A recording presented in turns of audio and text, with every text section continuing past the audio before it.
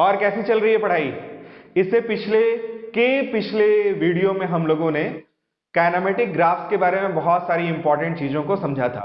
मैंने आपको बताया था कि ग्राफ क्या होता है, ग्राफ कहाँ बनता है, ग्राफ कैसे बनता है, ग्राफ कहाँ कहाँ बन सकता है। उसके बाद ग्राफ से रिलेटेड दो बहुत ही इंपॉर्टेंट प्रॉपर्टीज को हमने देखा था, ग्राफ नेचर और स्लोप नेचर। जिसको ग्राफ नेचर और स्लोप नेचर एनालाइज करना आ गया वो तो काइनेमेटिक ग्राफ्स में हीरो ही बन जाएगा। उसके बाद उसकी अगली और इससे जस्ट पिछली वीडियो में हम लोगों ने 24 काइनेमेटिक्स के ग्राफ्स बनाए थे, जिसमें मैंने आपको ST graph, VT graph, AT graph, VS graph, AS graph और एबी ग्राफ यानी 6 तरह के ग्राफ्स प्लॉट करने सिखाए। और उसमें भी हम लोगों ने 4 केसेस लिए थे। तो 4 into 6 यानी 24 ग्राफ्स पढ़ने के बाद अब इस वीडियो में हम और आप मिल रहे हैं। तो इस वीडियो में हम लोग क्या करने वाले हैं, कुछ इंपॉसिबल ग्राफ्स को देखेंगे जो काइनेमेटिक्स में कभी बन ही नहीं सकते, फिर कुछ इंपॉर्टेंट केसेस के ग्राफ देखेंगे और फिर लास्ट में एक शराबी वाला क्वेश्चन करेंगे। तो कुछ भी स्टार्ट करने से पहले थोड़ा सा पहले इंजन को गर्म करते हैं और देखते हैं कि आपको कितना कुछ याद है जो हम लोगों ने पिछली वीडियोस में पढ़ा था। तो एक सिंपल सा पहले क्वेश्चन करते हैं, पहले इंजन को गर्म करते हैं। ये किसी भी मूविंग ऑब्जेक्ट का वीटी ग्राफ गिवन है। कौन सा ग्राफ है ये? VT graph. वीटी ग्राफ कुछ इस तरीके का दिया हुआ है। ये है टाइम सपोज टी नॉट, ये 2t0 मान लेते हैं और यहाँ पे टाइम 3t0 मान लेते हैं। और क्वेश्चन में ये भी गिवन है, गिवन क्या गिवन है कि at t equal to 0 s भी क्या है? 0, यानी जो मोशन है वो ऑरिजिन से शुरू हो रहा है और ये वीटी ग्राफ गिवन है। हमें क्या करना है, इस ग्राफ को देखकर ऑब्जेक्ट का मोशन एनालाइज करना है कि मोशन कैसा रहा होगा। और फिर इस ग्राफ से हम st ग्राफ प्लॉट करेंगे यानी डिस्प्लेसमेंट वर्सेस टाइम, और फिर इसी ग्राफ को देखकर एनालाइज करके हम at ग्राफ भी प्लॉट करेंगे यानी कि एक्सेलरेशन वर्सेस टाइम ग्राफ। तो ये कोई छोटा मोटा क्वेश्चन नहीं है, बहुत ही अच्छा क्वेश्चन है। इसमें काफी दिमाग लगाना पड़ेगा, तो लगाते हैं दिमाग। दिमाग होता क्यों है? लगाने के लिए ही। तो इस ग्राफ को देख के ऑब्जेक्ट का मोशन कैसा रहा होगा उसको हमें एनालाइज करना है, उसको सोचना है। तो ये है एक्स एक्सिस, और सिंस क्वेश्चन में गिवन है कि मोशन कहां से शुरू होता है, s इज इक्वल्स टू 0 यानी कि ऑरिजिन से। तो at t equal to 0 s क्या हो गया? 0। अब अगर हम इसमें इसको O, इसको A पॉइंट, इसको B पॉइंट और इसको C पॉइंट मान लें और इसके पूरे ग्राफ को ऐसे पार्ट पार्ट में डिवाइड करते हैं, O से A पार्ट, A से B पार्ट और B से C पार्ट। तो अगर हम OA पार्ट में देखें तो OA पार्ट में अगर मैं आपसे पूछूं कि ग्राफ नेचर कैसा है, तो ग्राफ नेचर है इंक्रीजिंग, सीधे सीधे ग्राफ ऊपर जा रहा है। अगर ग्राफ ऊपर जा रहा है इट मींस वेलोसिटी क्या हो रही है? इंक्रीज हो रही है।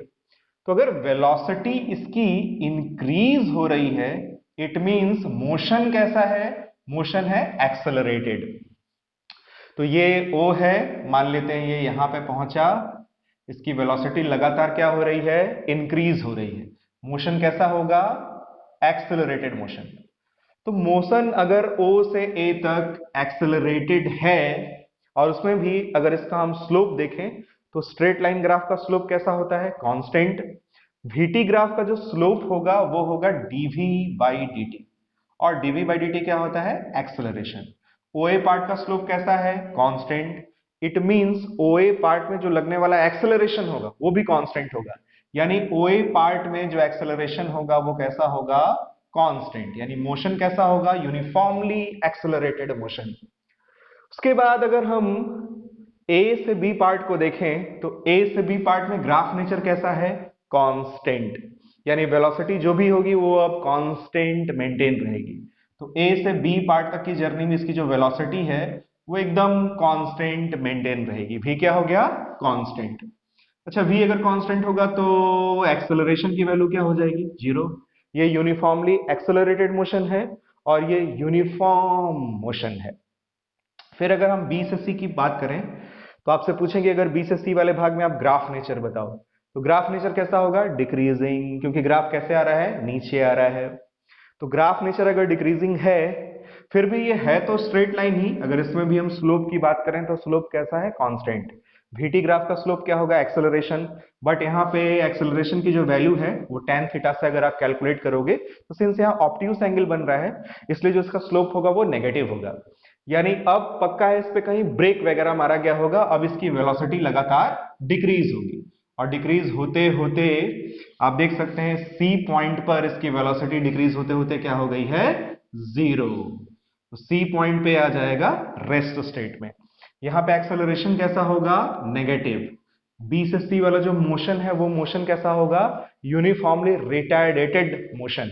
तो ओ से ए वाले पार्ट में मोशन यूनिफॉर्मली एक्सेलरेटेड मोशन है, ए से बी वाले पार्ट में मोशन यूनिफॉर्म मोशन है, और बी से सी वाले पार्ट में मोशन यूनिफॉर्मली रिटारडेटेड मोशन है। मोशन समझ में आ गया। ऑरिजिन से s इक्वल टू 0 से मोशन शुरू हो रहा है, फिर यूनिफॉर्मली एक्सेलरेटेड मोशन, फिर कांस्टेंट मोशन, फिर ब्रेक मारा गया और फिर यूनिफॉर्मली रिटारडेटेड मोशन होगा और फाइनली वो ऑब्जेक्ट सी पॉइंट पे जाके रुक जाएगा।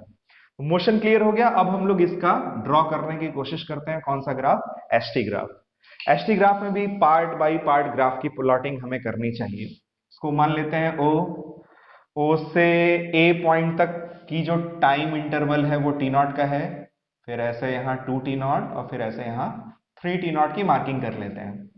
0 से t नॉट तक यानी o से a तक की अगर हम जर्नी को देखें तो वेलोसिटी लगातार इंक्रीज हो रही है, तो ऑब्वियसली जो डिस्प्लेसमेंट है वो तो इंक्रीज होगा ही होगा क्योंकि ऑब्जेक्ट लगातार आगे जा रहा है, इसका डिस्प्लेसमेंट लगातार क्या होगा, बढ़ेगा। तो टी नॉट टाइम के बाद अच्छा खासा डिस्प्लेसमेंट कवर हो चुका होगा। हम चाहे तो डिस्प्लेसमेंट की वैल्यू भी कैलकुलेट कर सकते हैं using the formula s is equal to ut plus half at square, but उसको छोड़ देते हैं। अब यहां से ग्राफ शुरू होगा क्योंकि t इक्वल टू 0 पर s क्या गिवन है हमें क्वेश्चन में, 0, और ये ग्राफ जाएगा यहां से यहां। अब यहां से यहां तक ये जो ग्राफ है वो तीन तरीके से जा सकता है। ये ग्राफ ऐसे भी बन सकता है, ये ग्राफ ऐसे भी बन सकता है और ये ग्राफ ऐसे भी बन सकता है। इन तीनों ग्राफ्स में से कौन सा ग्राफ होगा, कौन सा ग्राफ हम सेलेक्ट करेंगे, उसका डिसीजन कैसे होगा, वो डिसाइड होगा स्लोप नेचर से। और एसटी ग्राफ का जो स्लोप है वो होता है ds by dt means velocity. और o से a वाले पार्ट में जो वेलोसिटी है वो वेलोसिटी कैसी है, इंक्रीजिंग। वेलोसिटी कैसी है, इंक्रीजिंग, क्योंकि ग्राफ नेचर इंक्रीजिंग है। तो वेलोसिटी इंक्रीजिंग है, इट मींस हमें इन तीनों में से वो वाला ग्राफ सेलेक्ट करना चाहिए जिसका स्लोप नेचर इंक्रीजिंग हो। और स्लोप नेचर इन तीनों में से कौन सा है, नीचे वाले ग्राफ का। तो यहां से यहां तक जो एसटी ग्राफ बनेगा वो कुछ इस तरीके से बनेगा। ये ओ पॉइंट और ये हम लोग कहां पहुंच गए, ए पॉइंट पे। अब अगर हम ए से बी की बात करें, ए से बी तक की बात करें तो वेलोसिटी कैसी हो गई है, कांस्टेंट। बट वेलोसिटी है ना, अभी भी ऑब्जेक्ट मोशन में है, तो अभी भी ये ओरिजिन से और फर्दर डिस्प्लेस होता चला जाएगा। तो अभी भी डिस्प्लेसमेंट यानी एस पे जो इफेक्ट है वो अभी भी ये इंक्रीज होगा। तो अभी भी ये अगर इंक्रीज होगा तो ग्राफ नेचर वंस अगेन कैसा मिलेगा, इंक्रीजिंग। तो टी नॉट पे ये यहाँ पे जो भी इसका डिस्प्लेसमेंट है 2t नॉट पे डिस्प्लेसमेंट और बढ़ेगा, ग्राफ नेचर इंक्रीजिंग होगा, ये वाला पॉइंट और ऊपर जाएगा। और अब हम कहाँ पहुंच गए, पॉइंट बी पे। अब फिर से वही बात, ए से बी तक का ग्राफ इंक्रीजिंग नेचर का ऐसे भी बन सकता है, ऐसे भी बन सकता है और ऐसे भी बन सकता है। इन तीनों में से कौन सा ग्राफ बनेगा वो कैसे डिसाइड होगा, स्लोप नेचर से। एसटी ग्राफ का स्लोप क्या होता है, ds बाई dt यानी वेलोसिटी। ए से बी वाले पार्ट में वेलोसिटी कैसी है, कांस्टेंट। तो इन तीनों में से हमें वो वाला ग्राफ चूज करना चाहिए जिसका जो स्लोप है वो कांस्टेंट है। और कांस्टेंट स्लोप वाला ग्राफ हम सभी लोग जानते हैं कौन सा होता है, स्ट्रेट लाइन वाला। तो ये देखिए ये है इसका ए से बी वाले पार्ट में एसटी ग्राफ। अब अगर बी से सी की बात करें तो बी पॉइंट पर ब्रेक मारा गया है, ब्रेक मारने पर वेलोसिटी लगातार क्या हो रही है, डिक्रीज। पर वेलोसिटी डिक्रीज हो रही, बट ये जो ऑब्जेक्ट है वो अभी भी आगे ही तो जा रहा है। अगर आप बाइक चलाते हो, ब्रेक मारते हो तो क्या होता है, ब्रेक मारने के बाद बाइक आपकी पीछे आ जाती है, नहीं, बाइक अभी भी जाती है आगे ही, हाँ उसकी स्पीड कम होती चली जाती है। तो वैसे ही ये अभी भी अगर आगे जाएगा तो डिस्प्लेसमेंट अभी भी हमें इंक्रीज होता हुआ ही मिलेगा। यानी 2t नॉट पे हम यहाँ बी पॉइंट पे हैं, 3t नॉट पे हम पहुंच जाएंगे सी पॉइंट पे। Graph nature once again increasing होगा, डिस्प्लेसमेंट अभी बढ़ेगा। फिर से वही बात, B से C पॉइंट तक ग्राफ ऐसे भी बन सकता है, ऐसे भी बन सकता है और ऐसे भी बन सकता है। इसका डिसीजन कैसे होगा? स्लोप नेचर से। एसटी ग्राफ का स्लोप क्या होता है? वेलोसिटी। B से C वाले पार्ट में जो वेलोसिटी है वो क्या हो रही है? डिक्रीज, क्योंकि मोशन कैसा है? यूनिफॉर्मली रिटायर्डेटेड मोशन है। तो इन दिनों में से हमें वो वाला ग्राफ चुनना चाहिए, सेलेक्ट करना चाहिए जिसका जो स्लोप है वो डिक्रीजिंग नेचर का है। और डिक्रीजिंग नेचर का जो स्लोप है वो है ये ऊपर वाला, यानी यहां से यहां तक का जो ग्राफ है वो कुछ इस तरीके से बनेगा। तो पहला इसका कन्वर्जन समझ में आया, वीटी ग्राफ करस्पॉन्डिंग मोशन कैसा होगा और करस्पॉन्डिंग एसटी ग्राफ कैसा होगा। यस और नो? यस। अब आगे बढ़ते हैं और प्लॉट करते हैं एटी ग्राफ। ओ से ए वाले पार्ट में एक्सेलरेशन कैसा है? कांस्टेंट। वीटी ग्राफ से हमने एक्सेलरेशन कैसे पता कर लिया? वीटी ग्राफ का एक्सेलरेशन से क्या लेना देना? लेना देना है वीटी ग्राफ का जो स्लोप होता है वही हमें एक्सेलरेशन बताता है। तो यहां पे एक्सेलरेशन है कांस्टेंट और कांस्टेंट में भी पॉजिटिव है। ए से बी वाले पार्ट में एक्सेलरेशन कैसा है? 0। और बी से सी वाले पार्ट में भी एक्सेलरेशन कांस्टेंट है, बट एक्सेलरेशन की वैल्यू कैसी होगी? नेगेटिव। तो ओ से ए वाले पार्ट में एक्सेलरेशन पॉजिटिव, ये है ओ, ये वाला पॉइंट ए है, इसे यहां ही बना देते हैं। और ये टाइम कितना होगा? T not. उसके बाद टी नॉट से 2 टी नॉट यानी ए से बी तक की जर्नी में एक्सेलरेशन लगातार 0। फिर बी से सी वाले पॉइंट तक 3 टी नॉट टाइम तक जो एक्सेलरेशन है वो नेगेटिव है। तो नेगेटिव है उसकी जितनी भी वैल्यू होगी, चाहे तो आप कैलकुलेट भी कर सकते हैं v is equals to u plus AT वाले फॉर्मूले से या किसी भी फॉर्मूले से, जो भी आएगा वो इतना इंपॉर्टेंट नहीं है। आपको ग्राफ का नेचर समझना ज्यादा इंपॉर्टेंट है। वो देखिए कुछ इस तरीके से बनेगा, एक्सेलरेशन पहले वाले पार्ट में पॉजिटिव, फिर बीच वाले जर्नी के पार्ट में एक्सेलरेशन की वैल्यू 0 और लास्ट वाले जर्नी के पार्ट में एक्सेलरेशन की वैल्यू नेगेटिव। तो ये पहला क्वेश्चन क्लियर हुआ। अब इंजन गर्म हो गया, तो अब आगे बढ़ते हैं और देखते हैं इम्पॉसिबल ग्राफ्स। अब बात करते हैं काइनेमेटिक्स में इम्पॉसिबल ग्राफ्स की। कुछ ग्राफ्स ऐसे होते हैं जो कभी भी काइनेमेटिक्स में बन ही नहीं सकते, तो उसके बारे में भी हमें पता होना चाहिए। पता चला आपके सामने ग्राफ दे दिया गया और वो पॉसिबल ही नहीं है उसका बनना, आप उसमें स्लोप नेचर, उसके बाद उसमें आप graph nature, area property, tangent property लगाए पड़े हो। तो देखो कौन कौन से ग्राफ इम्पॉसिबल हैं। इम्पॉसिबल ग्राफ्स, पहली बात, अगर आप VT, ST या AT ग्राफ बना रहे हो, यानी यहां एक्स एक्सिस पे टाइम है और वाई एक्सिस पे कुछ भी हो, डिस्प्लेसमेंट और वेलोसिटी और एक्सेलरेशन हो, इस तरफ जैसा मर्जी वैसा ग्राफ बन सकता है, बट ग्राफ का कोई भी पार्ट इस तरफ नहीं जा सकता। क्यों? क्योंकि टाइम की वैल्यू कभी भी नेगेटिव नहीं हो सकती। तो पहला बहुत ही बेसिक सा सिंपल सा चीज है, सिंस टाइम की वैल्यू कभी नेगेटिव नहीं होती, इसलिए ग्राफ का कोई भी पार्ट टाइम एक्सिस के इधर नेगेटिव वाले रीजन में नहीं जाएगा। तो ये एक इम्पॉसिबल ग्राफ है, कभी भी पॉसिबल नहीं होगा। दूसरी चीज, आप अगर ST या VT या AT ग्राफ बना रहे हो तो ग्राफ का कोई भी पार्ट इस तरह से परपेंडिकुलर टू वाई एक्सिस नहीं हो सकता। ग्राफ के इस पार्ट में अगर आप देखो तो ये परपेंडिकुलर टू वाई एक्सिस हो गया है। इससे प्रॉब्लम क्या होगी, इसमें अगर हम स्लोप कैलकुलेट करें तो ds बाई dt से हमें स्लोप मिलेगा वेलोसिटी, dv बाई dt से हमें स्लोप मिलेगा एक्सेलरेशन, da बाई dt से हमें स्लोप मिलेगा जर्क। और कोई भी लाइन जब x एक्सिस के परपेंडिकुलर हो जाती है तो उसका जो स्लोप है वो हो जाता है tan 90, और tan 90 की वैल्यू कितनी होती है? इनफाइनाइट। तो क्या किसी भी ऑब्जेक्ट की जो वेलोसिटी है या किसी भी ऑब्जेक्ट पे जो लगने वाला एक्सेलरेशन है या जो जर्क लग रहा है वो कभी भी इनफाइनाइट वैल्यू उसकी पॉसिबल है? नहीं पॉसिबल है। इसलिए ग्राफ का कोई भी part perpendicular to time axis भी पॉसिबल नहीं हो सकता। तो ग्राफ में कभी भी ऐसा पार्ट दिखे तो समझ लेना कि वैसा काइनेमेटिक्स में ग्राफ बनना पॉसिबल नहीं है। तीसरा जो इम्पॉसिबल ग्राफ है वो कैसा है, क्या अभी तक एक ही टाइम पे हम दो जगह पे हो सकते हैं? ऐसा होता तो बड़ा मजा आ जाता है, मैं अपनी वाइफ के भी साथ रहता और वहां भी चला जाता। अरे ऑफिस की बात कर रहे थे।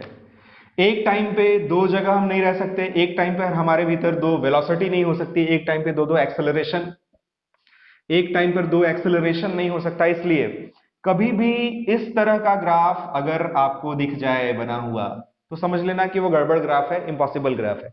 इस ग्राफ में प्रॉब्लम क्या है, एक ही पर्टिकुलर टाइम पे अगर ये एसटी ग्राफ है तो हमें एक ही टाइम पे दो दो डिस्प्लेसमेंट मिल रहा है, एक ही टाइम पे एक ही ऑब्जेक्ट दो जगह, अभी तक तो ऐसा पॉसिबल नहीं है कि वो दो जगह पे हो जाए। अगर ये वीटी ग्राफ है तो एक ही टाइम पर दो वेलोसिटी नहीं हो सकती, अगर एटी ग्राफ है तो एक ही टाइम पे दो एक्सेलरेशन नहीं हो सकता। उसी तरह से अगर ऐसा ग्राफ बना दिया जाए तो ये भी पॉसिबल नहीं है, एक ही टाइम पे फिर वही प्रॉब्लम है। फिर वैसे ही अगर ऐसा कुछ ग्राफ बना दिया जाए, एस लिख दें, डबल एस लिख देंगे आप, अगर इसमें आप देखो तो एक ही टाइम पे हमें तीन तीन वेलोसिटी या फिर तीन तीन डिस्प्लेसमेंट या फिर तीन तीन एक्सेलरेशन दिख रहा है इसमें, तो ऐसे भी ग्राफ कभी भी इनका बन पाना पॉसिबल नहीं है। तो ये है कुछ इम्पॉसिबल ग्राफ्स, तो इनकी भी बेसिक जानकारी हमें होनी चाहिए कि कौन कौन से ग्राफ नहीं बन सकते। तो अब आगे बढ़ते हैं और एक बहुत ही प्यारा सा क्वेश्चन करते हैं, शराबी वाला क्वेश्चन। अब करते हैं एक शराबी वाला क्वेश्चन। पहले क्वेश्चन को समझते हैं। एक शराबी है, बेवड़ा है, वो किसी लाइन के लॉन्ग चलना शुरू करता है, जहां से चलता है उसको आप ओरिजिन मान लो, जिधर चलता है उसको आप एक्स एक्सिस मान लो। वो कुछ ऐसे मोशन कर रहा है कि वो 5 कदम आगे जाता है, फिर 3 कदम पीछे आता है, फिर 5 कदम आगे जाता है, फिर 3 कदम पीछे आता है, और इसी तरह से मोशन को कंटिन्यू करता है। क्वेश्चन में ये भी गिवन है कि वो 1 सेकंड में 1 कदम चलता है, और 1 कदम चलने में वो 1 मीटर की डिस्टेंस कवर करता है। 1 सेकंड 1 कदम 1 मीटर की डिस्टेंस। फिर जहां से वो चलना शुरू करता है वहां से 13 मीटर की डिस्टेंस पे एक गटर का ढक्कन है और खुला हुआ है। तो शराबियों की तो अल्टीमेट जगह वही होती है। तो क्वेश्चन में ये कह रहा है कि कितने टाइम के बाद वो उस गटर के ढक्कन में जाके गिर जाएगा। पहले तो ये कैलकुलेट करके बताना है। दूसरी चीज, उसके मोशन का हमें एसटी ग्राफ प्लॉट करना है। कौन सा ग्राफ बनाना है? एसटी। वैसे हम लोग जब नॉर्मली ऐसे पैदल चलते हैं तो हमारा जो मोशन है वो यूनिफॉर्म मोशन होता है, हमारी जो स्पीड है वो कांस्टेंट होती है। सिंपली ऐसे कोई आदमी पैदल चले तो उसका जो मोशन है वो यूनिफॉर्म होगा, उसकी जो स्पीड होगी वो कांस्टेंट होगी, अनलेस कि पीछे कोई कुत्ता वगैरह कोई सांड वगैरह ना पड़ जाए। तो क्वेश्चन क्लियर हो गया। 1 सेकेंड 1 कदम 1 मीटर, 5 कदम आगे 3 कदम पीछे, फिर 5 कदम आगे 3 कदम पीछे, 13 मीटर की डिस्टेंस पे गड्ढा है, कितनी देर बाद गिरेगा, और प्लॉट एसटी ग्राफ। तो देखिए इसका एसटी ग्राफ कैसे बनेगा। तो इधर ले लेते हैं टाइम और इधर ले लेते हैं डिस्प्लेसमेंट एस। ये है t equal to 0, 1 second 2 second 3 4 5 6 7 8। पहले इतने का ग्राफ प्लॉट करते हैं। ये है t इक्वल टू 5 सेकेंड और ये है 8 सेकेंड। वैसे ही आप इधर 1 मीटर 2 मीटर 3 4 5 6 7 8 9 10 11 12 और 13 मीटर से आगे तो वो जाएगा ही नहीं, क्योंकि 13 मीटर पे एक गड्ढा है, गटर का ढक्कन है, वो उसमें गिर जाएगा। सबसे पहले वो जब शुरू में 5 कदम आगे चलेगा एकदम यूनिफॉर्म मोशन में, तो पहले उसके शुरू के 5 कदम का ग्राफ बनाते हैं। 5 कदम चलने में कितना टाइम लगेगा? 5 सेकेंड। तो टाइम की वैल्यू हो गई 5 सेकेंड। डिस्टेंस कितना ट्रेवल करेगा? 5 मीटर। तो 1 2 3 4 5, इस 5 के सामने और इस 5 के ऊपर यहां अपना पॉइंट मार्क करेंगे। तो ग्राफ नेचर कैसा होगा? इंक्रीजिंग, क्योंकि वो आगे जा रहा है, डिस्प्लेसमेंट बढ़ रहा है। तो फिर से वही बात, यहां से यहां तक जो ग्राफ है वो ऐसे भी बन सकता है, ऐसे भी बन सकता है, ऐसे भी बन सकता है। उसमें से कौन सा बनेगा वो डिसाइड होगा स्लोप नेचर से। एसटी ग्राफ का स्लोप क्या होता है? एसटी ग्राफ का स्लोप होता है ds बाई dt, यानी वेलोसिटी। वेलोसिटी कैसी है? अभी मैंने बताया पैदल चलने में यूनिफॉर्म होती है, यानी कांस्टेंट होती है। तो इसमें से हमें कांस्टेंट स्लोप वाला ग्राफ लेना होगा। कांस्टेंट स्लोप का ग्राफ कैसा होता है? Straight line. तो ये पहले 5 कदम का ग्राफ हुआ। उसके बाद फिर क्या हो रहा है? अब वो 3 कदम पीछे आ रहा है, तो डिस्प्लेसमेंट कैसा होगा? घटेगा। 3 कदम पीछे आएगा तो 3 सेकेंड का टाइम लगेगा। 1 सेकेंड 2 सेकेंड 3 सेकेंड, यानी 5 सेकेंड से 8 सेकेंड।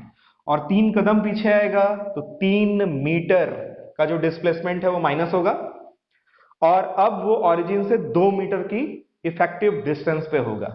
तो 8 सेकेंड टाइम और 3 कदम पीछे आया है, अब वो फाइनली ओरिजिन से 2 मीटर की डिस्टेंस पे होगा, यानी टाइम की वैल्यू 8 सेकेंड और डिस्प्लेसमेंट ओरिजिन से कितना? 2 सेकेंड।